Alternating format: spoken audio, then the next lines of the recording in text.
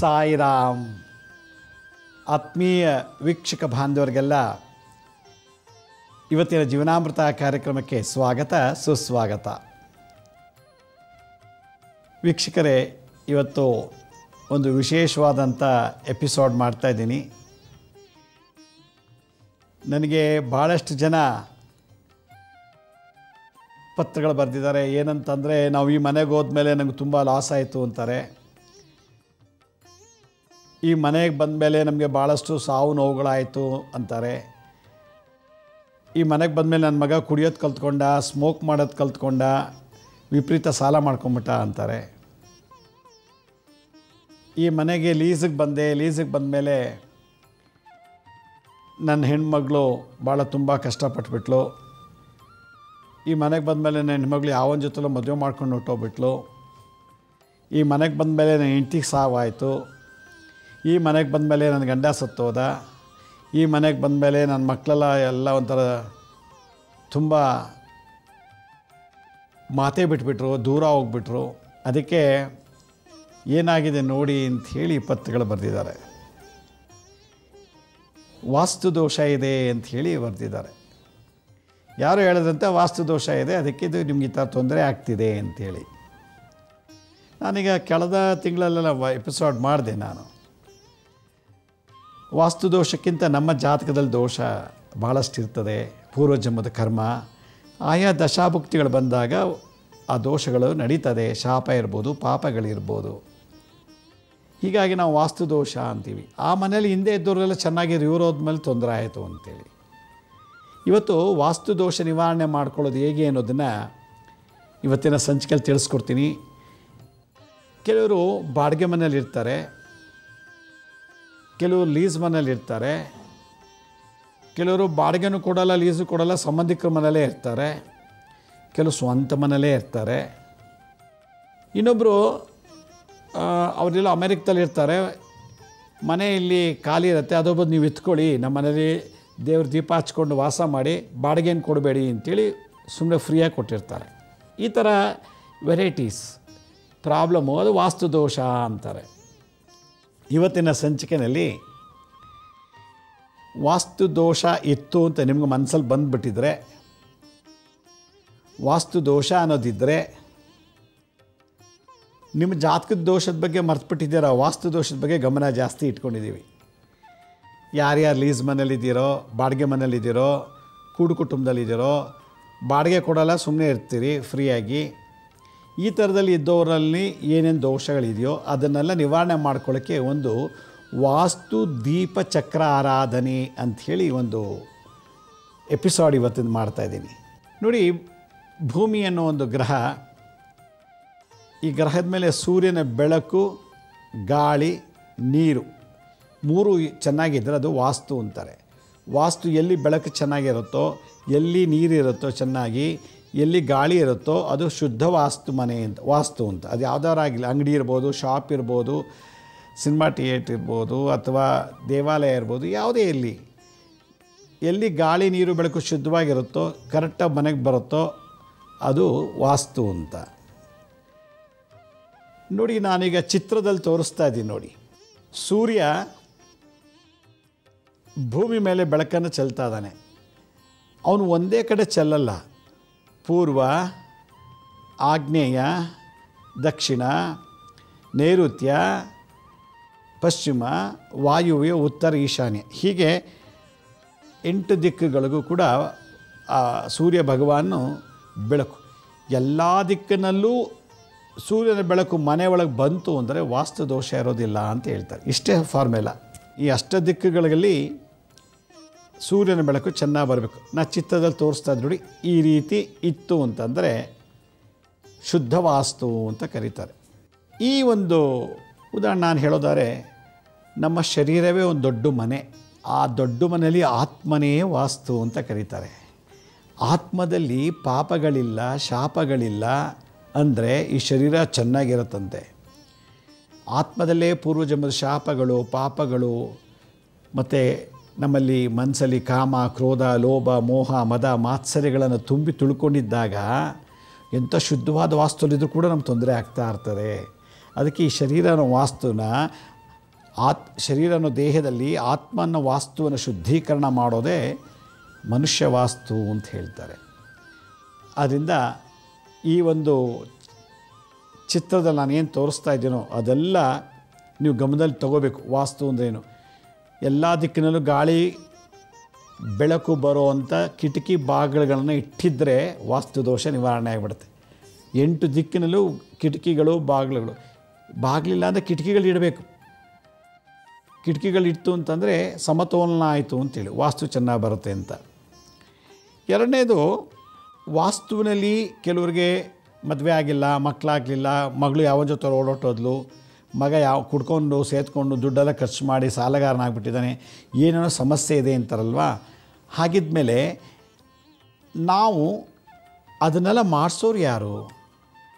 ಆಯಾ ದಿಕ್ಕಿನ ದಿಕ್ಪಾಲಕರು, 8 ದಿಕ್ಕಿನ ದಿಕ್ಪಾಲಕರು. ಪೂರ್ವ ದಿಕ್ಕಿನಲ್ಲಿ ಇಂದ್ರ ದಿಕ್ಪಾಲಕ, ಪೂರ್ವ ದಿಕ್ಕಿನಲ್ಲಿ ಇಂದ್ರ ದಿಕ್ಪಾಲಕ. ನೋಡಿ, ನಾನು ಈಗ 2ನೇ ಚಿತ್ರ ತೋರಿಸ್ತಾ ಇದ್ದೀನಿ ನೋಡಿ. ಈಗ ಚಿತ್ರ 2ರಲ್ಲಿ ನಾನೇನು ತೋರಿಸ್ತಾ ಇದ್ದೀನಿ ಅಂತಂದರೆ,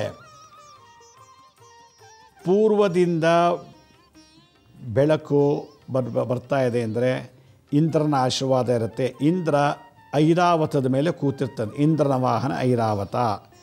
ಹಾಗೆ ಆಗ್ನೇಯ ದಿಕ್ಕು, ಆಗ್ನೇಯ ದಿಕ್ಕಿನಲ್ಲಿ ಅಗ್ನಿ, ಅಗ್ನಿಗೆ ಆಡು. ದಕ್ಷಿಣ ದಿಕ್ಕಿಗೆ ಯಮ ದಿಕ್ಪಾಲಕ ಕೋಣ. ನೈಋತ್ಯ ದಿಕ್ಕಿಗೆ ರಾಕ್ಷಸ ಅಧಿಪತಿ, ಅವನು ಶವನೇ ಅವನಿಗೆ ವಾಹನ, ಶವನ. ಶವ ಅಂದರೆ ಸತ್ಯೇಣ. ಪಶ್ಚಿಮಕ್ಕೆ ವರುಣದೇವ, ಅವನಿಗೆ ಮೊಸುಳೆ ಇರ್ತದೆ, ಮೊಸುಳೆ ವಾಹನ. ವಾಯುವ್ಯ ದಿಕ್ಕಿನಲ್ಲಿ ವಾಯುನೇ ದಿಕ್ಪಾಲಕ, ಅವನು ಜಿಂಕೆ ವಾಹನ. ಉತ್ತರಕ್ಕೆ ಕುಬೇರ, ಅವನಿಗೆ ಕುದುರೆ ವಾಹನ. ಈಶಾನ್ಯ ದಿಕ್ಕಿನಲ್ಲಿ ಗುರು ಮತ್ತು ರುದ್ರ ಇರ್ತಾರೆ, ಶನಿ. ಅಲ್ಲಿ ಅವರಿಗೆ ಕಾಮಧೇನು, ಈಶಾನ್ಯ ದಿಕ್ಕಿಗೆ ವಾಹನ ಕಾಮಧೇನು. ಆಯಾ ದಿಕ್ಪಾಲಕರು ತಮ್ಮ ವಾಹನದಲ್ಲಿ ಒಳಗೆ ಪ್ರವೇಶ ಮಾಡುವಂಥ ಅವಕಾಶವನ್ನು ನಾವು ಕಲ್ಪಿಸ್ಕೊಟ್ಟಿದ್ರೆ ವ್ಯಾಪಾರದ ಉದ್ಯೋಗದಲ್ಲಿ ಅಭಿವೃದ್ಧಿಯಾಗಿ ಆಯುಷ್ವಂತ ಮಕ್ಕಳು ಹುಡ್ತಾರೆ, ವಂಶ ಅಭಿವೃದ್ಧಿ ಆಗುತ್ತೆ ಅಂತ. ನಾನು ಚಿತ್ರ 2ರಲ್ಲಿ ತೋರಿಸ್ದೆ ನೋಡಿ. ಫಸ್ಟು ದಿಕ್ಪಾಲಕರನ್ನು ನಾವು ಚೆನ್ನಾಗಿ ಮನೆ ಒಳಗೆ ಆಹ್ವಾನ ಮಾಡಬೇಕಂತೆ, ವಾಹನ ಸಮೇತ. ದಿಕ್ಪಾಲಕರನ್ನು ವಾಹನ ಸಮೇತ ನಾವು ಅವ್ರನ್ನ ನಿತ್ಯ ಆರಾಧಿಸ್ಬೇಕಂತೆ. ಈ ದಿಕ್ಪಾಲಕರಿಗೆ ಒಬ್ಬ ಬಾಸ್ ಇರ್ತಾರೆ. ದಿಕ್ಕಿಗೆ ಪೂರ್ವ, ದಕ್ಷಿಣ, ಪಶ್ಚಿಮ, ಉತ್ತರ, ಇದು 4 ದಿಕ್ಕುಗಳು, ಪ್ರಧಾನ ದಿಕ್ಕುಗಳು. ಉಪದಿಕ್ಕುಗಳು ಯಾವುದು? ಆಗ್ನೇಯ, ನೈಋತ್ಯ, ವಾಯುವ್ಯ, ಈಶಾನ್ಯ. ಇದು ಉಪದಿಕ್ಕುಗಳು. ಈ ಉಪದಿಕ್ಕುಗಳಿಗೂ ಮತ್ತು ಪ್ರಧಾನ ದಿಕ್ಕುಗಳಿಗೂ ದಿಕ್ಪಾಲಕರು 8 ಜನ ದಿಕ್ಪಾಲಕರಿರ್ತಾರೆ, ಅಷ್ಟದಿಕ್ಪಾಲಕರು. ಅಷ್ಟದಿಕ್ಪಾಲಕರ ಮೇಲೆ ಅವ್ರದ್ದೇ ಆದಂಥ ಗ್ರಹ ದೇವತೆಗಳಿರ್ತಾರೆ. ಆ ಗ್ರಹ ದೇವತೆಗಳನ್ನು ಕೂಡ ಆಚರಣೆಗೆ ನಮ್ಮ ಜಾತಕದಲ್ಲಿ ನಡೆಸೋದೇ ದಶಾಭುಕ್ತಿ ಗ್ರಹಗಳು. ಪಾಪಗಳನ್ನೆಲ್ಲ ಶಾಪಗಳನ್ನೆಲ್ಲ ನಡೆಸುವಂಥದ್ದು ಈ ಗ್ರಹಗಳು. ಅದರಿಂದ ನವಗ್ರಹಗಳನ್ನು ನಾವು ಈ ದಿಕ್ಪಾಲಕರ ಜೊತೆ ಸೇರಿಸಿ ಪೂಜೆ ಮಾಡಬೇಕಂತೆ. ಅದಕ್ಕೇನು ಮಾಡಬೇಕು ನೋಡಿ, ಚಿತ್ರ 3 ನಾವು ನಿಮಗೆ ತೋರಿಸ್ತಾ ಇದ್ದೀವಿ ನೋಡಿ. ಈ ಚಿತ್ರ 3ನಲ್ಲಿ ಪೂರ್ವ ದಿಕ್ಕಿಗೆ ರವಿ ಅಧಿಪತಿ. ಪೂರ್ವ ದಿಕ್ಕಿಗೆ ರವಿ, ಸೂರ್ಯಗ್ರಹ. ಆಗ್ನೇಯ ದಿಕ್ಕಿಗೆ ಬಂದರೆ ಶುಕ್ರಗ್ರಹ. ದಕ್ಷಿಣಕ್ಕೆ ಬಂದರೆ ಯಮ ದಿಕ್ಪಾಲಕ, ಆದರೆ ಮಂಗಳ ಗ್ರಹ ಅಧಿಪತಿ. ಯಮನಿಗೆ ಕಂಟ್ರೋಲ್ ಮಾಡೋದು ಮಂಗಳ. ಅಗ್ನಿಗೆ ಶುಕ್ರಗ್ರಹ. ಪೂರ್ವ ದಿಕ್ಕಿನಲ್ಲಿ ಸೂರ್ಯ, ಅವನು ಉದಯ ಸ್ಥಾನ.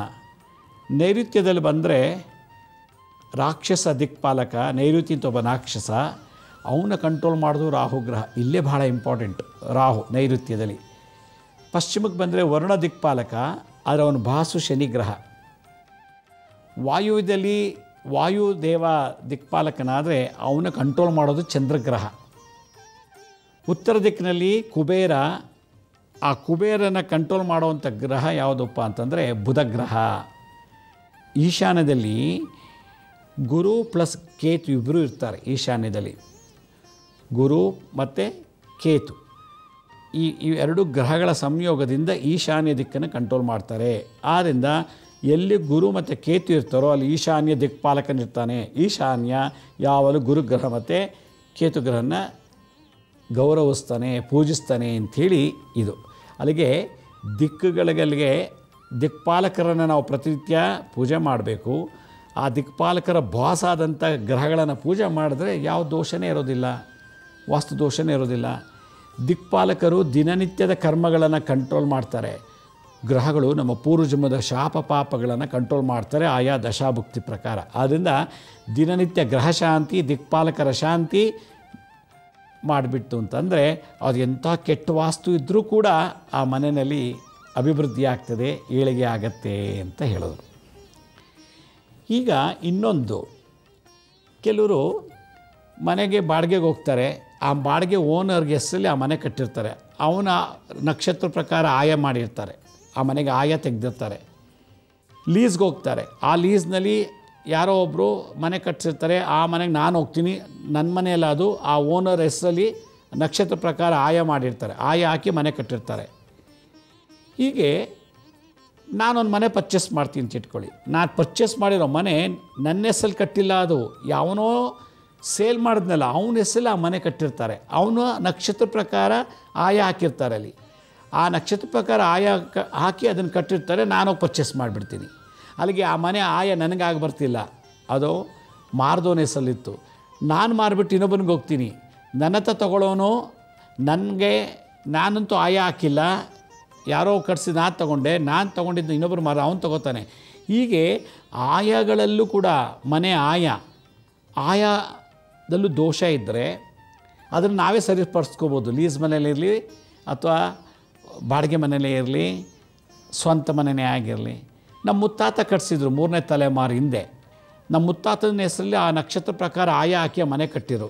ನಮ್ಮಪ್ಪ ಬಂದರು, ನಮ್ಮಪ್ಪನಿಗೆ ಅದಾಗಲಿಲ್ಲ, ಸತ್ತೋಗ್ಬಿಟ್ರು.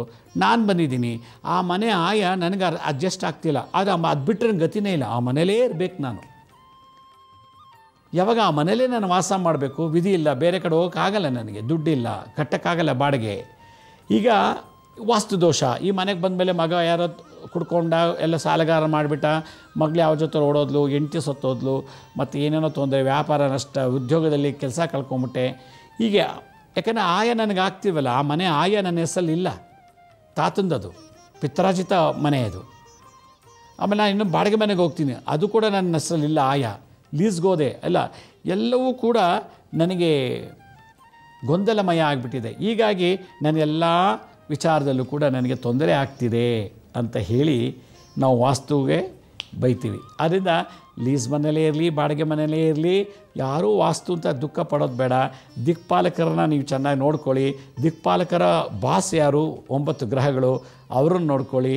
ಮತ್ತು ಎಲ್ಲೆಲ್ಲಿ ಏನೇನು ವೈಬ್ರೇಷನ್ಸ್ ಕಮ್ಮಿ ಇದೆಯೋ ಆ ಜಾಗದಲ್ಲಿ ದೀಪ ಇಟ್ಟು ಪೂಜೆ ಮಾಡಿಬಿಟ್ಟು ಅಂತಂದರೆ ದೀಪನೇ ಅವ್ರಿಗೆ ಶಾಂತಿ ಮಾಡುತ್ತೆ, ದಿಕ್ಪಾಲಕರಿಗೆ ಮತ್ತು ಗ್ರಹಗಳಿಗೆ. ಹಾಗಾದರೆ ಯಾವ್ಯಾವ ಆಯ ನನಗೆ ಗೊತ್ತಿಲ್ಲ. ನಾವು ಯಾವ್ಯಾವ ದಿಕ್ಕಲ್ಲೋ ಒಂದೊಂದು ಮನೆ ಮಾಡ್ಕೊಂಡಿರ್ತೀವಿ. ಪೂರ್ವಕ್ಕೊಬ್ಬರು ಡೋರ್ ಇರ್ತದೆ, ಉತ್ತರಕ್ಕೊಬ್ಬರು ಡೋರ್ ಇಟ್ಕೊಂಡಿರ್ತಾರೆ, ದಕ್ಷಿಣಕ್ಕೊಬ್ಬರು ಡೋರ್ ಇರುತ್ತೆ. ಆ ಆಯ ನಮ್ಗೆ ಗೊತ್ತಿಲ್ಲ. ಬಾಡಿಗೆ ಮನೇಲಿದ್ದೀನಿ, ಲೀಸ್ ಮನೇಲಿದ್ದೀನಿ, ಕಟ್ಟೋ ಮನೆ ಕೊಂಡ್ಕೊಂಡ್ಬಿಟ್ಟಿದ್ದೀನಿ. ಅದರಿಂದ ಪೂರ್ವ ದಿಕ್ಕಿನಲ್ಲಿ ಸರ್ವೇ ಸಾಮಾನ್ಯವಾಗಿ ಎಂಥವ್ರಿಗೂ ಆದರೂ ಕೂಡ ಪೂರ್ವ ದಿಕ್ಕಿನಲ್ಲಿ ಧ್ವಜಾಯ ಅಂತ ಇರುತ್ತೆ. ನೋಡಿ, ನಾನೀಗ ಒಂದು ಸ್ಕ್ರೀನ್ ಮೇಲೆ ತೋರಿಸ್ತಾ ಇದ್ದೀನಿ, ಚಿತ್ರ 4 ಅಂತ ನಾನು ಹೇಳ್ತಾ ಇದ್ದೀನಿ, ನೋಡಿ ಗಮನಕ್ಕಿಟ್ಕೊಳ್ಳಿ. ಪೂರ್ವ ದಿಕ್ಕಿನಲ್ಲಿ ಧ್ವಜಾಯ, ಪೂರ್ವಕ್ಕೆ ಧ್ವಜಾಯ, ಪಶ್ಚಿಮಕ್ಕೆ ವೃಷಭಾಯ. ಆಯಗಳು, ಆಯ ಅಂದರೆ ಅವರ ನಕ್ಷತ್ರಕ್ಕೆ ಎಷ್ಟು ಜಾಗ ಉಪಯೋಗಿಸ್ಕೋಬೇಕು, ಹೆಂಗೆ ಕಟ್ಟಬೇಕು ಅಂತ ಹೇಳುವಂಥ ಒಂದು ಮ್ಯಾಥಮೆಟಿಕ್ಸ್ ಅದು. ಪೂರ್ವಕ್ಕೆ ಧ್ವಜಾಯ, ಪಶ್ಚಿಮಕ್ಕೆ ವೃಷಭಾಯ, ದಕ್ಷಿಣಕ್ಕೆ ಸಿಂಹಾಯ, ಸಿಂಹ ಆಯ, ಮತ್ತು ಉತ್ತರಕ್ಕೆ ಗಜ, ಸಿಂಹಕ್ಕೆ ಆಪೋಸಿಟು ಗಜಾಯ. ಆಗ್ನೇಯಕ್ಕೆ ಶ್ವಾನ, ಶ್ವಾನ ಅಂದರೆ ನಾಯಿ, ಶ್ವಾನಾಯ. ವಾಯುವ್ಯ ದಿಕ್ಕಿಗೆ ಕಾಕಾಯ, ಕಾಕ ಅಂದರೆ ಕಾಗೆ, ಕಾಕಾಯ. ಮತ್ತು ಈಶಾನ್ಯ ದಿಕ್ಕಿಗೆ ಧೂಮಾಯ, ಧೂಮ ಅಂದರೆ ಹೊಗೆ, ಧೂಮಾಯ. ಅದರ ಆಪೋಸಿಟ್ಟು ವಾಯುವಿಗೆ ಖರಾಯ, ಖರಾಯ ಅಂಥೇಳಿ. ಈ ಚಿತ್ರ 4 ನಿಮಗೆ ತೋರಿಸ್ತಾ ಇದ್ದೀನಿ ನೋಡಿ, ಇದು ಆಯ. ನಾನೀಗ ಯಾವ್ಯಾವ ಪ್ರಧಾನ ದಿಕ್ಕುಗಳಲ್ಲಿ ಏನೇನು ದೋಷಗಳಿರ್ತದೆ, ಉಪದಿಕ್ಕುಗಳಲ್ಲಿ ಏನೇನು ದೋಷ ಇರುತ್ತೆ, ಉಪದಿಕ್ಕಿನಲ್ಲಿ ಮತ್ತೆ ಉಪದಿಕ್ಕುಗಳಿರ್ತದೆ. ಇದಿಷ್ಟನ್ನು ನೀವು ಪ್ರತಿ ಹುಣ್ಣಿಮೆ ಅಮಾವಾಸ್ಯೆಯಲ್ಲಿ ಅದನ್ನು ಶಾಂತಿ ಮಾಡ್ತಾ ಬಂದರೆ ಎಂಥ ವಾಸ್ತು ದೋಷ ನಿವಾರಣೆ ಮಾಡ್ಬೋದು. ಈಗ ನಾನು ನಿಮಗೆ ಚಕ್ರ ಆರಾಧನೆ ಮಾಡೋದು ಹೇಗೆ ಅಂತ ಹೇಳ್ಕೊಡ್ತೀನಿ. ಒಂದು ಬಳಪ ಅಥವಾ ರಂಗೋಲಿ ಪುಡಿನ ತೊಗೊಂಡು ಒಂದು ದೊಡ್ಡದಾಗೆ ನಿಮ್ಮ ಮನೆಯಲ್ಲಿ ಮಧ್ಯಭಾಗದಲ್ಲಿ, ನಿಮ್ಮ ಮನೆಯ ಮಧ್ಯಭಾಗ ಬ್ರಹ್ಮಸ್ಥಾನದಲ್ಲಿ ಏನು ಮಾಡಬೇಕು, ದೊಡ್ಡದೊಂದು ಚೌಕಾಕಾರ ಬರಿಬೇಕು, ಸ್ಕ್ವೇರ್ ಬರಿಬೇಕು. ನಾನು ನಿಮಗೆ ಸ್ಕ್ರೀನಲ್ಲಿ ತೋರಿಸ್ತಾ ಇದ್ದೀನಿ ನೋಡಿ. ಒಂದು ದೊಡ್ಡದು ಚೌಕಾಕಾರ ಬರಿಬೇಕು, ದೊಡ್ಡದಾಗಿ ಬರೆದುಬಿಟ್ಟು ಅದನ್ನು 4 ಭಾಗ ಮಾಡಿ, ಮೇಲಿಂದ ಕೆಳಗೆ ಮತ್ತು ಆರಿಜಾಂಟಲ್ ಅಡ್ಡಡ್ಡಾಗಿ, ಮೇಲಿಂದ ಕೆಳಗೆ ಮತ್ತು ಆರಿಜಾಂಟಲಾಗಿ. ಪೂರ್ವ ಅಂತ ಫಸ್ಟ್ ಪೂರ್ವ ದಿಕ್ಕು ಮಾಡ್ಕೊಳ್ಳಿ, ಅದಕ್ಕೆ ಆಪೋಸಿಟ್ಟು ಪಶ್ಚಿಮ ಅಂತ ಬರೀರಿ. ಪೂರ್ವ ಮತ್ತು ಪಶ್ಚಿಮ ಕೆಳಭಾಗದಲ್ಲಿ ದಕ್ಷಿಣ ಬರುತ್ತೆ, ಮೇಲ್ಭಾಗದಲ್ಲಿ ಉತ್ತರ ಅಂತ ಬರ್ಕೊಳ್ಳಿ. ಇದು ಪ್ರಧಾನ ದಿಕ್ಕುಗಳಾಯಿತು. ಇದು ಪ್ರಧಾನ ದಿಕ್ಕು. ಉಪದಿಕ್ಕುಗಳು, ವಾಯುವ್ಯ ಆಗ್ನೇಯನ ಜಾಯಿನ್ ಮಾಡಿ, ಈಶಾನ್ಯ ನೈಋತ್ಯನ ಜಾಯಿನ್ ಮಾಡಿ. ಪೂರ್ವದ ಕೆಳಗಡೆ ಆಗ್ನೇಯ, ದಕ್ಷಿಣ ಪಕ್ಕದಲ್ಲಿ ನೈಋತ್ಯ, ಪಶ್ಚಿಮ ಪಕ್ಕದಲ್ಲಿ ವಾಯುವ್ಯ, ಉತ್ತರ ದಿಕ್ಕಿನಲ್ಲಿ ಈಶಾನ್ಯ ಅಂತ ಬರೀರಿ. ಈಶಾನ್ಯ. ಇದು ಅಷ್ಟದಿಕ್ಕುಗಳಾಯಿತು. ಪ್ರಧಾನ ದಿಕ್ಕುಗಳ್ಯಾವುವು? ಪೂರ್ವ, ಪಶ್ಚಿಮ, ಉತ್ತರ, ದಕ್ಷಿಣ. ಈಗ ಉಪದಿಕ್ಕುಗಳು ಆಗ್ನೇಯ, ನೈಋತ್ಯ, ವಾಯುವ್ಯ, ಈಶಾನ್ಯ. ಈಗ ಪೂರ್ವದಲ್ಲಿ ರವಿ ಬರೀರಿ, ರವಿಗ್ರಹ. ಅಲ್ಲಿಗೆ ದಿಕ್ಪಾಲಕ ಯಾರು? ಇಂದ್ರ. ಐರಾವತದ ಮೇಲೆ ಕೂತ್ಕೊಂಡಿರ್ತಾನೆ. ರವಿ, ಇಂದ್ರ, ಐರಾವತ ಅಂತ ಬರೀರಿ. ಪಶ್ಚಿಮ ದಿಕ್ಕಿನಲ್ಲಿ ವರುಣ ದಿಕ್ಪಾಲಕ ಶನಿ. ಶನಿ ಗ್ರಹ, ಅದಕ್ಕೆ ಇದು ವರುಣನ ವಾಹನ ಯಾವುದು? ಮೊಸಳೆ. ಮೊಸಳೆ ಬರೀಬೇಕು, ಮೊಸಳೆ ಅಂತ ಬರೀರಿ. ದಕ್ಷಿಣ ದಿಕ್ಪಾಲಕರು ಯಾರು? ಯಮ. ಯಮನ ವಾಹನ ಯಾವುದು? ಕೋಣ. ಆ ದಿಕ್ಕಿನಲ್ಲಿ ಯಾರು? ಕುಜ ಇರ್ತಾರೆ, ಕುಜ ಬರೀರಿ. ಉತ್ತರ ದಿಕ್ಕಿನಲ್ಲಿ ಕುಬೇರ ದಿಕ್ಪಾಲಕ. ಕುಬೇರ ಕುದುರೆ ಮೇಲೆ ಬರ್ತಾನೆ, ಅಲ್ಲಿ ಬುಧ ಗ್ರಹ ಅಧಿಪತಿ. ಈಶಾನ್ಯದಲ್ಲಿ ಗುರು ಮತ್ತು ಕೇತು ಗ್ರಹಗಳು. ಈಶಾನ್ಯ ಅಂದರೆ ಶಿವ ಮತ್ತು ರುದ್ರ ಅಂತ ಹೇಳಿ ಬರೀಬೇಕು. ಈಶಾನ್ಯದಲ್ಲಿ ಶಿವ ಮತ್ತು ರುದ್ರ ಬರೀಬೇಕು. ಇವರಿಗೆಲ್ಲರೂ ಕೇತು ಗ್ರಹ, ಗುರುಗ್ರಹ ಅಧಿಪತಿ, ಕಾಮಧೇನು ವಾಸ ಮಾಡುತ್ತದಲ್ಲಿ. ವಾಯುವ್ಯದಲ್ಲಿ ದಿಕ್ಪಾಲಕ ವಾಯು, ಅದಕ್ಕೆ ಅಧಿಪತಿ ಚಂದ್ರ. ಚಂದ್ರನ ವಾಹನ ಜಿಂಕೆ. ಹೀಗೆಲ್ಲ ಬರೆದ್ವಿ. ಈಗ ಅಷ್ಟದಿಕ್ಕಳು ಇನ್ನೊಂದು 4 ದಿಕ್ಕುಗಳಿವೆ. ಈ ಪೂರ್ವ ಮತ್ತು ಆಗ್ನೇಯದಲ್ಲಿ ಸೆಂಟ್ರ್ ಪಾಯಿಂಟ್ ತೊಗೊಳ್ಳಿ, ಮಧ್ಯಭಾಗ. ಅದನ್ನು ಬ್ರಹ್ಮಸ್ಥಾನದಿಂದ ಒಂದು ಗೆರೆ ಏರಿರಿ. ಅದು ಪೂರ್ವ ಆಗ್ನೇಯ ಅಂತ ಬಂತು. ಪೂರ್ವ ಆಗ್ನೇಯ. ಆಮೇಲೆ ಆಗ್ನೇಯದಿಂದ ದಕ್ಷಿಣಕ್ಕೆ ಮಧ್ಯಭಾಗ ಸೆಂಟ್ರ್ ಪಾಯಿಂಟ್ ತೊಗೊಳ್ಳಿ, ಕೇಂದ್ರ ಬಿಂದು. ಅದಕ್ಕೊಂದು ಗೆರೆ ಎಳೀರಿ ಬ್ರಹ್ಮಸ್ಥಾನದಿಂದ. ಅದು ಆಗ್ನೇಯ ದಕ್ಷಿಣ ಭಾಗ. ಮತ್ತು ದಕ್ಷಿಣದಿಂದ ನೈಋತ್ಯಕ್ಕೆ ಇನ್ನೊಂದು ಸೆಂಟ್ರಲ್ಲಿ ಇಟ್ಕೊಂಡು ಗೆರೆ ಹೇಳ್ಕೊಳ್ಳಿ, ಅದು ದಕ್ಷಿಣ ನೈಋತ್ಯ ಆಯಿತು. ಹಾಗೆ ನೈಋತ್ಯದಿಂದ ಪಶ್ಚಿಮಕ್ಕೆ ಮಧ್ಯದಲ್ಲಿ ಒಂದು ಸೆಂಟ್ರ್ ಪಾಯಿಂಟ್ ಆಗಿ ತಗೊಳ್ಳಿ, ಹಾಗೆ ನೈಋತ್ಯ ಪಶ್ಚಿಮ ಆಯಿತು. ಹಾಗೆ ಪಶ್ಚಿಮದಿಂದ ವಾಯುವಿಗೆ ಮಧ್ಯದ ಸೆಂಟ್ರ್ ಪಾಯಿಂಟ್ ತೊಗೊಳ್ಳಿ, ಒಂದು ಬ್ರಹ್ಮಸ್ಥಾನದ ಗೆರೆ ಎಳ್ಕೊಳ್ಳಿ, ಒಂದು ಟ್ರ್ಯಾಂಗಲ್ ಆಯಿತು, ಅದು ಪಶ್ಚಿಮ ವಾಯುವ್ಯ ಆಯಿತು. ಹಾಗೆ ವಾಯುವ್ಯ ಮತ್ತು ಉತ್ತರದ ಮಧ್ಯಭಾಗದಲ್ಲಿ ಒಂದು ಮಾರ್ಕ್ ಮಾಡ್ಕೊಳ್ಳಿ, ಕೇಂದ್ರದಿಂದ ಒಂದು ಗೆರೆ ಎಳೀರಿ, ಒಂದು ತ್ರಿಕೋನ ಆಯಿತು, ಅದು ವಾಯುವ್ಯ ಉತ್ತರ ದಿಕ್ಕಾಯಿತು. ಹಾಗೆ ಉತ್ತರ ಮತ್ತು ಈಶಾನ್ಯದಿಂದ ಮಧ್ಯಭಾಗದಲ್ಲಿ ಒಂದು ಗೆರೆ ಪಾಯಿಂಟ್ ಮಾಡ್ಕೊಳ್ಳಿ, ಒಂದು ಗೆರೆ ಎಳ್ಕೊಳ್ಳಿ, ಹಾಗೆ ಏನಾಗುತ್ತೆ? ಉತ್ತರ ಈಶಾನ್ಯ ದಿಕ್ಕಾಯಿತು. ನೋಡಿ, ಪ್ರಧಾನ ದಿಕ್ಕುಗಳು, ಅದರಲ್ಲಿ ಉಪದಿಕ್ಕುಗಳು, ಆ ಉಪದಿಕ್ಕುಗಳು ಮತ್ತೆ 4 ಉಪದಿಕ್ಕುಗಳಾಯಿತು. ಸೊ 4, 4, 8, 4, 12. 12 ಇಷ್ಟರಲ್ಲೂ ನೀವು ದಿನ ಅಥವಾ ಹುಣ್ಣಿಮೆ ಅಮಾವಾಸ್ಯೆ ದಿವಸ ಅದಕ್ಕೆ ದೀಪಚಕ್ರ ಆರಾಧನೆ ಮಾಡಿಬಿಟ್ಟು ಅಂದರೆ ಎಲ್ಲ ದೋಷ ನಿವಾರಣೆ ಆಗುತ್ತೆ. ಹಾಗಾದರೆ ನಾನೊಂದು ಲಿಸ್ಟ್ ಮಾಡಿದ್ದೀನಿ. ನನ್ನ ಒಂದು ರಿಸರ್ಚು, ಪೂರ್ವ ದಿಕ್ಕಿನಲ್ಲಿ ರವಿ ಇರ್ತಾರೆ, ಇಂದ್ರ ಐರಾವತ ಮೇಲೆ ಕೂತಿರ್ತಾನೆ. ಆ ಜಾಗದಲ್ಲಿ ಒಂದು ದೀಪ ಇಡಬೇಕು. ಏನು ಮಾಡಬೇಕು, ಒಂದು ಸಗಣಿ ವಿಳ್ಯದೆಲೆ ಅಥವಾ ಒಂದು ಯಾವುದಾದ್ರು ಒಂದು ಸಣ್ಣ ಎಲೆ ಮೇಲೆ, ವಿಳ್ಯದೆಲೆ ಮೇಲೆ ಒಂದು ಇಡೀ ಸಗಣಿ ಇಟ್ಬಿಟ್ಟು ಅದ್ರ ಮೇಲೆ ದೀಪ ಹಚ್ಚಬೇಕು. ಮಣ್ಣಿನ ದೀಪ ಹಚ್ಬಿಟ್ಟು ಅದಕ್ಕೊಂದು ಸ್ವಲ್ಪ ಎಣ್ಣೆ ಹಾಕಬೇಕು. ಸೊ 12 ಬತ್ತಿ ಇರುವಂಥದ್ದು, ಯಾಕೆಂದರೆ 4 ದಿಕ್ಕುಗಳು, ಅದರ ಉಪದಿಕ್ಕುಗಳು, 12 ಎಳೆ ಇರುವಂಥ ದೀಪವನ್ನು ಪೂರ್ವ ದಿಕ್ಕಿನಲ್ಲಿ ಹತ್ತಿಸ್ಬೇಕು, ಪೂರ್ವ ದಿಕ್ಕಿನಲ್ಲಿ ಇಡಬೇಕು. ಒಂದು ಅಲ್ಲಿ ವಂಶಾಭಿವೃದ್ಧಿ, ಗೌರವ ಮತ್ತು ತಂದೆಗೆ ಒಳ್ಳೆಯ ಸ್ಥಾನ ಬರುತ್ತೆ. ಆ ಮನೆಯ ಯಜಮಾನ ತಂದೆಗೆ ಪೂರ್ವದಲ್ಲಿ ರವಿ ಇಂದ್ರ ಐರಾವತ ಸಮೇತ ಪೂರ್ವ ದಿಕ್ಕಿನಲ್ಲಿ ಇರುತ್ತಾನೆ.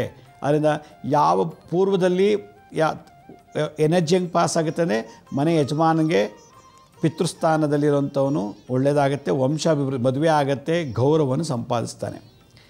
ಈ ಪೂರ್ವ ಮತ್ತು ಆಗ್ನೇಯ ಮಧ್ಯದಲ್ಲಿ ಒಂದು ಹೇಳಿದಿಲ್ಲ, ಅಲ್ಲೂ ಒಂದು ಎಲೆ ಮೇಲೆ ಸಗಣಿ ಇಟ್ಟು ದೀಪ ಇಡಿ, 12 ಎಳೆದು ಬತ್ತಿ ಇಡಿ, ಯಾವ್ದು ಬೇಕಾದ್ರೆ ಎಣ್ಣೆ ಹಾಕಿ.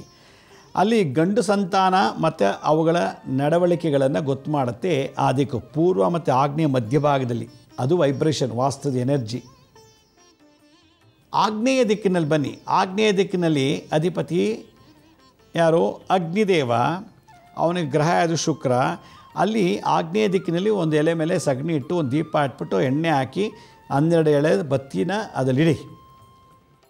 ಆಗ್ನೇಯ ದಿಕ್ಕಿನಲ್ಲಿ ಹೆಣ್ಣು ಸಂತಾನನ ಅಭಿವೃದ್ಧಿ ಮಾಡುತ್ತೆ, ಆರೋಗ್ಯ ಕೊಡುತ್ತೆ, ನೆಮ್ಮದಿ ಕೊಡುತ್ತೆ, ಮತ್ತು ಎಲ್ಲರಲ್ಲೂ ಚೈತನ್ಯ, ಎಲ್ಲರೂ ನಗ್ನಗ್ತಾ ಲವಲವಿಕೆ ಆಗಿರ್ತಾರೆ. ಆಗ್ನೇಯದಿಂದ ದಕ್ಷಿಣಕ್ಕೆ ಬನ್ನಿ, ಮಧ್ಯಭಾಗದಲ್ಲಿದೆಯಲ್ಲ, ಅಲ್ಲೂ ಒಂದು ಎಲೆ ಮೇಲೆ ಸಗಣಿ ಇಟ್ಟು ದೀಪ ಹಾಕಿ ಅದ ಮೇಲೆ 12 ಎಳೆದು ಬತ್ತಿ ಇಡಿ. ಅಲ್ಲಿ ಹೆಣ್ಣುಮಕ್ಕಳ ನಡವಳಿಕೆಗಳು, ಹೆಣ್ಣುಮಕ್ಕಳ ಸಂತಾನ ಮತ್ತು ಅವ್ರ ಮೇಲೆ ಏನೇನು ಪ್ರಭಾವ ಬೀರುತ್ತೆ ಅನ್ನೋ ವಿಚಾರನ ಆ ಜಾಗ ಹೇಳುತ್ತೆ. ದಕ್ಷಿಣಕ್ಕೆ ಬನ್ನಿ, ಎಲೆ ಮೇಲೆ ಸಗಣಿ ಇಡಿ, ದೀಪ ಇಡಿ, ಅದಕ್ಕೆ 12 ಎಲೆ ಬತ್ತಿ ಹಾಕಿ. ದಕ್ಷಿಣ ದಿಕ್ಕಿನಲ್ಲಿ ಯಮದಿಕ್ಪಾಲಕ ಕುಜ ಅಧಿಪತಿ, ಮತ್ತು ಅಲ್ಲಿ ಆಧ್ಯಾತ್ಮಿಕ ಶಕ್ತಿ, ಧೈರ್ಯ, ಸುಖವಾದ ಜೀವನ, ದುಡ್ಡಿನ ಆಗಮನ, ರೈತರಾದರೆ ಬೆಳೆ, ವ್ಯವಸಾಯದಲ್ಲಿ ಬೆಳೆ ಆಗಮನ ಆಗೋದನ್ನು ಆ ದಿಕ್ಕಿನಲ್ಲಿ ಸೂಚನೆ ಮಾಡುತ್ತೆ. ಹಾಗಾದರೆ ಇನ್ನು ಉಳಿದ ದಿಕ್ಕೆಲ್ಲ ಯಾವ ರೀತಿ ನಮಗೆ ಬೆನಿಫಿಟ್ಸ್ ಕೊಡುತ್ತೆ, ಯಾವ ದಿಕ್ಕಿನಲ್ಲಿ ಏನು ಕಮ್ಮಿ ಆದಾಗ ಏನು ದೋಷ ಬರುತ್ತೆ ಅಂತ ನಾನು ಹೇಳ್ತಾ ಇದ್ದೀನಿ. ದಕ್ಷಿಣ ದಿಕ್ಕನ್ನು ಹೇಳಿದೆ. ಈಗ ದಕ್ಷಿಣದ ನೈಋತ್ಯದಲ್ಲಿ ಮಧ್ಯಭಾಗದಲ್ಲಿ ಒಂದಿದೆಯಲ್ಲ, ಆ ದಿಕ್ಕು, ಅದು ಒಂದು ವಿಳ್ಯದೆಲೆ ಮೇಲೆ ಸಗಣಿ ಇಟ್ಟು ದೀಪ ಇಟ್ಟು 12 ಎಲೆ ಬತ್ತಿನ ಇಟ್ಬಿಟ್ಟು ಅಲ್ಲಿ ಆ ದಿಕ್ಕಿನಲ್ಲಿ ಇಟ್ಟು ಪೂಜೆ ಮಾಡೋದ್ರಿಂದ ಹೆಣ್ಣು ಮಕ್ಕಳ ಮೇಲೆ, ನನ್ನ ಹೆಣ್ಮಕ್ಳು ಯಾವನ ಜೊತೆ ಓಡೋಗ್ಬಿಟ್ಲು, ಹೆಣ್ಮಕ್ಳು ಓದ್ತಿಲ್ಲ, ಹೆಣ್ಮಕ್ಳು ತುಂಬ ತೊಂದರೆ ಕೊಡ್ತಾರೆ, ಹೆಣ್ಣು ಮಕ್ಕಳ ನಡವಳಿಕೆ ಮೇಲೆ ಏನೇನು ಪ್ರಭಾವ ಬೀರುತ್ತೋ ಅದನ್ನೆಲ್ಲ ಸರಿಪಡಿಸುವಂಥ ಜಾಗ ಅದು. ನೈಋತ್ಯ ದಿಕ್ಕಿಗೆ ಬನ್ನಿ. ನೈಋತ್ಯ ದಿಕ್ಕಿನ ಒಂದು ಎಲೆ ಇಟ್ಟು ದೀಪ ಇಟ್ಟು, ಎಲೆ ಮೇಲೆ ಸಗಣಿ ಇಟ್ಟು ದೀಪ ಇಟ್ಟು 12 ಎಲೆ ಬತ್ತಿ ಹಾಕಿ ದೀಪಕ್ಕೆ ಹಾಕಿದಾಗ ನೈಋತ್ಯ, ಅಲ್ಲಿ ನೈಋತ್ಯ ರಾಕ್ಷಸ, ಅವನಿಗೆ ವಾಹನ ಯಾವುದು, ಶವಗಳು, ಅಲ್ಲಿ ರಾಹು ಇರ್ತಾರೆ. ಅದರಿಂದ ಆ ದಿಕ್ಕಿನಲ್ಲಿ ಕೆಟ್ಟ ಕನಸು ಬರ್ತಿದ್ರೆ, ಮನೆಯಲ್ಲಿ ಪಿತೃದೇವತೆಗಳಿಗೆ ಕಾಟ ಇತ್ತು ಅಂದರೆ ಅದನ್ನೆಲ್ಲ ಸರಿಪಡಿಸೋದು ನೈಋತ್ಯ. ಅದಕ್ಕೆ ಪಿತೃದೇವತೆಗಳ ಅನುಗ್ರಹ ಮತ್ತು ಯಾರ ಮರಣ ಆಗೋ ಸೂಚನೆ, ಪಿತೃದೇವತೆಯಿಂದ ಆಗ್ತಿರೋ ತೊಂದರೆಗಳನ್ನೆಲ್ಲ ನೈಋತ್ಯದಲ್ಲಿ ಫಿಕ್ಸ್ ಮಾಡ್ಬೋದು, ಸರಿಪಡಿಸ್ಬೋದು. ನೈಋತ್ಯದಿಂದ ಪಶ್ಚಿಮಕ್ಕೆ ಬನ್ನಿ, ಮಧ್ಯಭಾಗದಲ್ಲಿ ಅಲ್ಲಿ ಒಂದು ಎಲೆ ಮೇಲೆ ಸಗಣಿ ಇಟ್ಟು ದೀಪ ಇಟ್ಟು ಅದಕ್ಕೆ 12 ಎಲೆ ಬತ್ತಿ ಇಟ್ಟು, ಗಂಡು ಮಕ್ಕಳು ಕುಡಿತನ, ಸೇತನ, ಸಾಲ ಮಾಡ್ತಾನ, ಅವ್ನ ಗಂಡು ಮಕ್ಕಳು, ನಿಮ್ಮ ಆ ಮನೆಯಲ್ಲಿರೋ ಗಂಡು ಮಕ್ಕಳು ಎಲ್ಲ ನಡವಳಿಕೆಗಳು, ಅವನ ಆಚಾರ ವಿಚಾರ ಎಲ್ಲ ಆ ಜಾಗ ಹೇಳುತ್ತೆ. ಆ ಜಾಗದಲ್ಲಿ ದೀಪ ಇಟ್ಟರೆ ಅಲ್ಲಿ ಪೂಜೆ ಮಾಡಿದ್ರೆ ಗಂಡು ಮಕ್ಕಳೆಲ್ಲ ಸರಿ ಹೋಗ್ತಾರೆ, ಕುಡಿಯೋದಿಲ್ಲ, ಮೋಸ ಮಾಡಲ್ಲ, ಸಾಲ ಮಾಡಲ್ಲ, ಈ ಥರದ್ದೆಲ್ಲ. ಗಂಡು ಮಕ್ಳು ಏನೇನು ಕೆಟ್ಟ ಕೆಲಸ ಮಾಡ್ತಿದ್ರೋ ಅದೆಲ್ಲ ಸರಿಪಡಿಸ್ಬೇಕು ಅಂದರೆ ಪಶ್ಚಿಮ ಮತ್ತು ನೈಋತ್ಯ ಮಧ್ಯಭಾಗದಲ್ಲಿ ಇದೊಂದು ದೀಪ ಇಟ್ಟು ಪೂಜೆ ಮಾಡಬೇಕು. ಪಶ್ಚಿಮ ದಿಕ್ಕಿನಲ್ಲಿ ಶನಿ ಅಧಿಪತಿ, ಶನಿ ಗ್ರಹ ಅಧಿಪತಿ, ಅಲ್ಲಿ ವರುಣದೇವ ಅವನು ಮೊಸಳೆ ರೂಪದಲ್ಲಿ ಮೊಸಳೆ ಮೇಲೆ ಕೂತಿರ್ತಾನೆ. ಅಲ್ಲಿ ನಾವು ಒಂದು ಎಲೆ ಮೇಲೆ ಸಗಣಿ ಇಟ್ಟು ದೀಪ ಇಟ್ಟು ಎಣ್ಣೆ ಹಾಕಿ ಅದರಲ್ಲಿ 12 ಎಲೆ ಬತ್ತಿ ಇಟ್ಟು ಮಾಡಿದ್ರೆ ಅಲ್ಲಿ ಆರೋಗ್ಯ, ಸುಖ, ಶಾಂತಿ, ಕೀರ್ತಿ, ಪ್ರಮೋಷನ್ಸು, ಮರ್ಯಾದೆ, ಸನ್ಮಾನಗಳು, ವ್ಯಾಪಾರದಲ್ಲಿ ಅಭಿವೃದ್ಧಿ, ಉದ್ಯೋಗದಲ್ಲಿ ಅಭಿವೃದ್ಧಿ ಎಲ್ಲ ಆಗುವಂತೆ ಹೇಳುತ್ತೆ ಪಶ್ಚಿಮ ದಿಕ್ಕಿನಲ್ಲಿ. ಪಶ್ಚಿಮದಿಂದ ವಾಯುವ್ಯ ದಿಕ್ಕ ಮಧ್ಯಭಾಗದಲ್ಲಿ ಕುಟುಂಬದ ಯಜಮಾನನ ಒಂದು ಶ್ರೇಯಸ್ ಬಗ್ಗೆ ಮಾತಾಡ್ತಾರೆ. ನಮ್ಮ ಯಜಮಾನ್ರು ಎಷ್ಟೋ ದುಡಿತಾರೆ, ಸಾಲ ಆಗ್ತಿದೆ, ದುಡ್ದಿದ್ದೆಲ್ಲ ಉಳಿತಾ ಇಲ್ಲ, ನಮ್ಮ ಯಜಮಾನ್ರಿಗೆ ಏನು ಇನ್ನೊಬ್ಳು ಇಟ್ಕೊಂಡ್ಬಿಟ್ಟಿದ್ದಾರೆ, ಅಥವಾ ಏನೋ ಒಂದು ನಾವು ಮನೆ ಯಜಮಾನ ಬಗ್ಗೆ ಭಾಳಷ್ಟು ಒಳ್ಳೆಯದು ಕೆಟ್ಟದ್ದು ಮಾತಾಡ್ತಿರ್ತೀವಿ. ಅದನ್ನೆಲ್ಲ ಸರಿಪಡಿಸ್ಬೇಕು ಅಂತಂದರೆ ಪಶ್ಚಿಮ ಮತ್ತು ವಾಯುವ್ಯ ದಿಕ್ಕಿನ ಮಧ್ಯಭಾಗದಲ್ಲಿ ಒಂದು ದೀಪ ಇಟ್ಟು ಇಡಬೇಕು. ಅದನ್ನು ಎಲೆ ಮೇಲೆ ಸಗಣಿ ಹಾಕಿ ದೀಪ ಇಟ್ಟು 12 ಎಲೆ ಬತ್ತಿ ಇಡಬೇಕು. ವಾಯುವ್ಯ ದಿಕ್ಕಿನಲ್ಲಿ ಮೂಲವಾಗಿ ವಾಯುವ್ಯ ದಿಕ್ಪಾಲಕ, ಅಲ್ಲಿ ಚಂದ್ರ ಗ್ರಹಾಧಿಪತಿ, ವಾಯು ಚಂದ್ರ ವಾಯು ಜಿಂಕೆ ಮೇಲೆ ಓಡಾಡ್ತಾನೆ. ಈ ಮನಸ್ಸಿಗೆ ಶಾಂತಿ ಬೇಕು, ಮನೆಯಲ್ಲಿ ಶಾಂತಿ ಇಲ್ಲ, ಸಿಕ್ಕಾಪಟ್ಟೆ ಶತ್ರು, ಯಾವಾಗಲೂ ಎಷ್ಟೇ ತಿಂದರೂ ಎಷ್ಟೇ ದುಡಿದು ಕೂಡ ಮಾನಸಿಕ ಚಿಂತನೆ ಅಂದರೆ ಆ ಜಾಗದಲ್ಲಿ ಎಲೆ ಮೇಲೆ ಸಗಣಿ ಇಟ್ಟು ದೀಪ ಇಟ್ಟು 12 ಎಲೆ ಇಟ್ಟು ಬತ್ತಿ ಇಟ್ಟು ಪೂಜೆ ಮಾಡಿಬಿಟ್ರೆ ಆ ದೋಷ ನಿವಾರಣೆ ಆಗುತ್ತೆ. ವಾಯುವ್ಯದಿಂದ ಉತ್ತರ ಮಧ್ಯಭಾಗದಲ್ಲಿ ಬಂದಾಗ ಮನೆ ಒಡತಿ, ಮನೆ ಯಜಮಾನಿ ಅವ್ರ ಬಗ್ಗೆ ಕೀರ್ತಿ ಪ್ರತಿಷ್ಠೆ ಬಗ್ಗೆ ಆ ಜಾಗ ಸರಿಪಡಿಸುತ್ತೆ.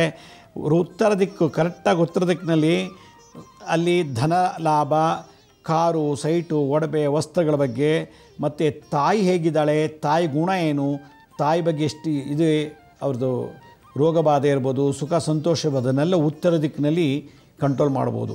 ಅದರಿಂದ ಎಲೆ ಮೇಲೆ ಸಗಣಿ ಇಟ್ಟು ದೀಪ ಇಟ್ಟು 12 ಎಲೆ ಬತ್ತಿ ಇಟ್ಬಿಟ್ಟು ಅಲ್ಲಿ ಪೂಜೆ ಮಾಡಿದ್ರೆ ನಮಗೆ ಧನಲಾಭ, ಎಲ್ಲ ಥರ ವೈಭೋಗಗಳು, ಮಾತೃಸ್ಥಾನ, ಸುಖ ಇವೆಲ್ಲ ಪ್ರಾಪ್ತಿಯಾಗ್ತದೆ. ಉತ್ತರದಿಂದ ಈಶಾನ್ಯ ಮಧ್ಯಭಾಗದಲ್ಲಿ ಬಂದಾಗ ಅಲ್ಲಿ ಕುಟುಂಬ ಅಭಿವೃದ್ಧಿ ಆಗುತ್ತಾ, ಸಂತಾನೋತ್ಪತ್ತಿ ಆಗುತ್ತಾ, ಮಕ್ಕಳು ಮದುವೆ ಆಗುತ್ತಾ, ಏನು ನಾವು ಮನೆಯಲ್ಲಿ ಗಂಡು ಸಂತಾನ ಆಗುತ್ತಾ, ಅಭಿವೃದ್ಧಿ ಹೆಂಗಾಗುತ್ತೆ ಅನ್ನೋ ವಿಚಾರನ ಉತ್ತರ ಮತ್ತು ಈಶಾನ್ಯ ಮಧ್ಯಭಾಗದಲ್ಲಿ ನಾವು ಕಂಡಿಡ್ಕೋಬೋದು. ಆ ಥರ ದೋಷ ಇತ್ತು ಅಂದರೆ ಅಲ್ಲಿ ಎಲೆ ಮೇಲೆ ಸಗಣಿ ಹಾಕಿ ದೀಪ ಇಟ್ಟು 12 ಎಲೆ ಬತ್ತಿ ಇಟ್ಟರೆ ಪೂಜೆ ಮಾಡೋದ್ರಿಂದ ಆ ದೋಷ ನಿವಾರಣೆ ಆಗುತ್ತೆ. ಕೊನೆಯದಾಗಿ ಈಶಾನ್ಯ ಅಂದ ತಕ್ಷಣ ಶಿವ ಮತ್ತು ರುದ್ರ ಬರ್ತಾರಲ್ಲಿ. ಶಿವ ಮತ್ತು ರುದ್ರರ ಅಂಶವೇ ಈಶಾನ್ಯ. ಅಲ್ಲಿ ಗುರು ಮತ್ತು ಕೇತು ಗ್ರಹ ಅಧಿಪತಿ. ಅಲ್ಲಿ ಕಾಮಧೇನು ವಾಹನ ಈಶಾನ್ಯ ದಿಕ್ಕಿನಲ್ಲಿ. ಶಿವ ಮತ್ತು ರುದ್ರ ಕಾಮಧೇನಲ್ಲಿ ಬರ್ತಾರೆ ಅಂತ ಹೇಳ್ತಾರೆ. ಆ ಜಾಗ ಭಾಳ ವಿಶೇಷವಾದ. ಅಲ್ಲೇನಂತಂದರೆ ಮನೆ ಹಿರಿಯ ಮಗನ ಬಗ್ಗೆ ಹೇಳುತ್ತೆ ಈಶಾನ್ಯ ದಿಕ್ಕು. ಮತ್ತು ಎಷ್ಟು ದೇವತೆಗಳ ಅನುಗ್ರಹ ಇದೆ, ಕುಲದೇವರ ಆರಾಧನೆ ಮಾಡ್ತಿದ್ದೀರಾ ಇಲ್ವಾ, ಮತ್ತು ನಿಮ್ಮ ಕಾರು, ಬಂಗ್ಲೆ, ಮನೆ, ಸೈಟು, ಒಡವೆ, ವಸ್ತುಗಳು, ಮತ್ತು ಸಂತಾನಗಳು ಮುಂದೆ ಆಗ್ತಾ ಹೋಗ್ತದೆ. ನಿಮ್ಮ ಮನೆಯಲ್ಲಿ ಮಗನ ಮದುವೆ ಮಾಡಿದ್ರು, ಅವ್ನ ಮಕ್ಕಳಾಯಿತು, ಅವ್ನ ಮಕ್ಕಳು ಬೆಳೆದ್ರು, ಅವ್ನ ಮಕ್ಕಳು ಮೊಮ್ಮಕ್ಕಳು, ಈ ಥರ ವಂಶಾಭಿವೃದ್ಧಿ ಆಗುತ್ತೆ.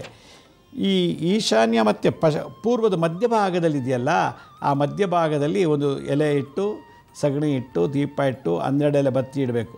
ಅದಕ್ಕೆ ಗಂಡು ಸಂತಾನ ಅಭಿವೃದ್ಧಿ, ಗಂಡು ಸಂತಾನ ಆಗಬೇಕು ಅಂತಂದರೆ ಏನು ಮಾಡಬೇಕು, ಈಶಾನ್ಯ ಮತ್ತು ಪೂರ್ವದ ಮಧ್ಯಭಾಗದಲ್ಲಿ ದೀಪ ಇಟ್ಟು ಪೂಜೆ ಮಾಡಬೇಕು ಅಂತ ಹೇಳುತ್ತೆ.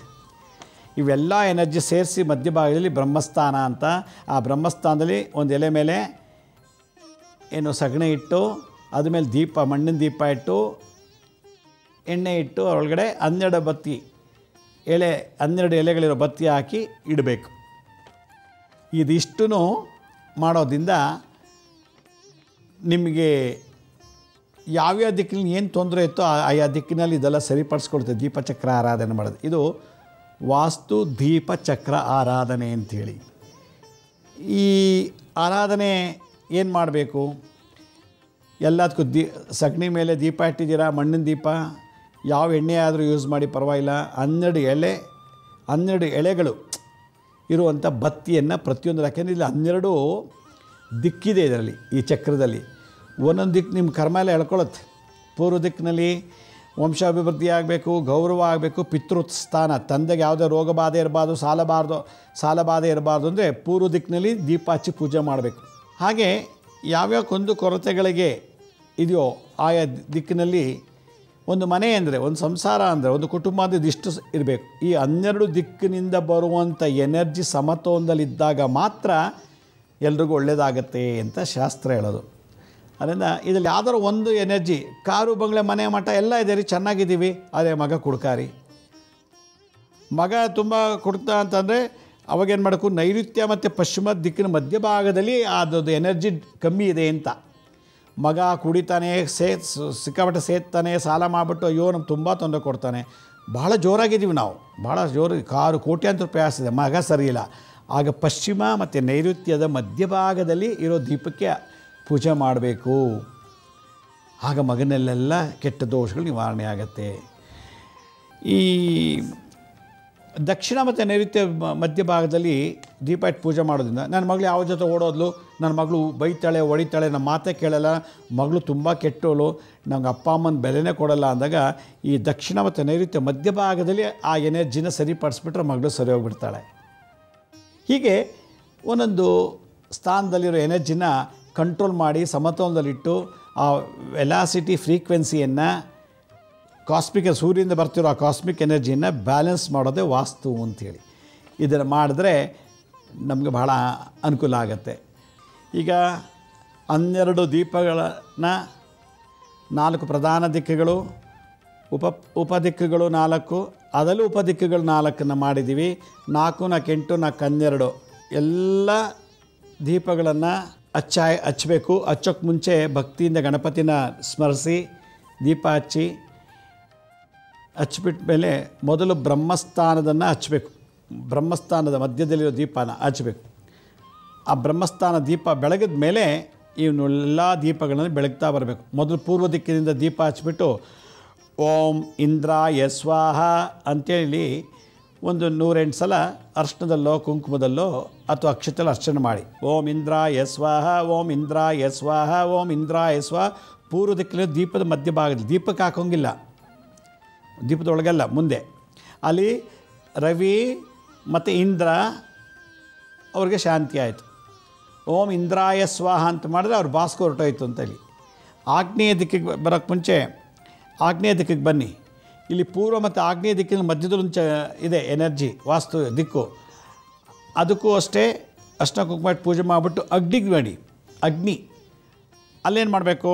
ಓಂ ಶಕ್ರಾಯ ಸ್ವಾಹ, ಓಂ ಶಕ್ರಾಯ ಸ್ವಾಹ, ಓಂ ಶಕ್ರಾಯ ಸ್ವಾಹ ಅಂತೇಳಿ ಅರ್ಶಿನ ಅಥವಾ ಕುಂಕುಮ ಅಕ್ಷತೆಯಲ್ಲಿ ಅರ್ಚನೆ ಮಾಡಿ.